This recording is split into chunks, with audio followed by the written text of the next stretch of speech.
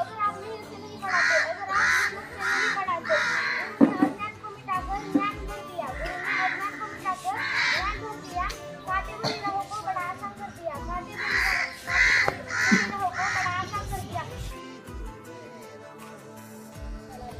माझ्या कसं कास्कर मॅडमचा त्यांनी आम्हाला मराठी शिकवलं आणि त्यांनी खूप समजून सांगितलं आणि मुलांना आम्हाला शिकवलं नव्हतं पण तरी आम्हाला त्यांचं शिकवलेलं सोपं आहे आणि नंतर काय असतं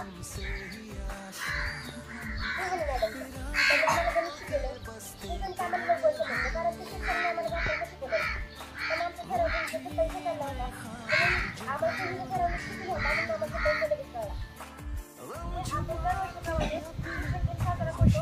आज आम्हाला आमचा शेवटच्या जिल्ह्यामुळं आम्हाला शिक्षक बनवलं आणि शिक्षक म्हणून मला खूप छान वाटलं। मला वाटत होतं आज दिवस संपत नाही। माझा पहिला तास 6वीच्या वर्गावर होता तिथं मी त्यांचं वाचून घेतलं त्यांची शिक्षक आठवलं माझं तोंड दुखून आलं त्यांनी सांगून नंतर पुन्हा माझा तिसरा तास 7वीच्या वर्गावर होता इतिहासाचं एकाच पान शिकून झालं मग त्यांना मी पुन्हा प्रश्न आले खेळ घ्यायचे पुन्हा त्यांचा खेळ पण घेतला। आज मी आल्यापासून आज ते सर्व दुसरीच्या वर्गावर होते गणिताचं घेतलं आणि वैभव सरांबरोबर शेवटच्या तासाला घेतलो आणि त्यांचा एक खेळ घेतला होता पाचवीच्या वर्गातला त्यांचा सगळ्यात अगोदर आपल्यापाशी ज्ञान असावं मुळात आपल्याला आलं पाहिजे अगोदर शिकवायचं म्हणजे है ना आपल्याला येत नसेल तर त्याला काय शिकवणार। दुसरी गोष्ट आपल्यापाशी खूप संयम लागतो। आता त्या सर्व मुलांनी सांगितलं की आम्ही किती सांगितलं तर त्यांना समजतच नव्हतं। आपल्याकडे 100 बारा सांगितलं नाही समजलं तर 101 वेळा सांगण्याची हिंमत असावी लागते तर तो शिक्षक चांगला असतो।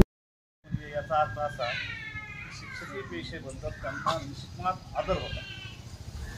ते कधीही जेव्हा भाषणाला उभा राहायचे तेव्हा आवर्जून या गोष्टीचा उल्लेख करायचे की मी सर्वप्रथम शिक्षक होतो आणि शिक्षकानंतर पुढे चालून तरीसुद्धा आपल्यामध्ये काही फरक पडत नाही। परंतु ज्यावेळेस आपण मुलांना शिकवण्यासाठी जातो त्यावेळेस त्या मुलांनी त्रास दिल्याच्या नंतर आपली मानसिकता काय होते तर नंतर पुढे आपल्याला शिकवायचं वाटतं का नाही या गोष्टींचा अनुभव येण्यासाठी त्या शिक्षक दिन साजरा झाल्याच्या नंतर आपल्या मनामध्ये त्याची जाणीव होते आणि याचा फायदा आपल्याला पुढे जातो पुढं नक्कीच होतो। आता तुम्ही 8वीला आहे 9वी 10वी 11वी 12वी नंतर कॉलेजला गेलो पाहतो त्यावेळेस जर आपण सगळ्या गोष्टी व्यवस्थितपणे समजून घेतल्या तर नक्कीच आपल्या भविष्यामध्ये आपल्याला उज्ज्वल असं यश मिळतं आणि जर आपल्या अंगामध्ये असंच फटकरपणा वाढत गेला तर त्याचे परिणाम नक्कीच आपल्याला अनुभवाला मिळतात की आपण कोणत्याच गोष्टीमध्ये यशस्वी होत नाही।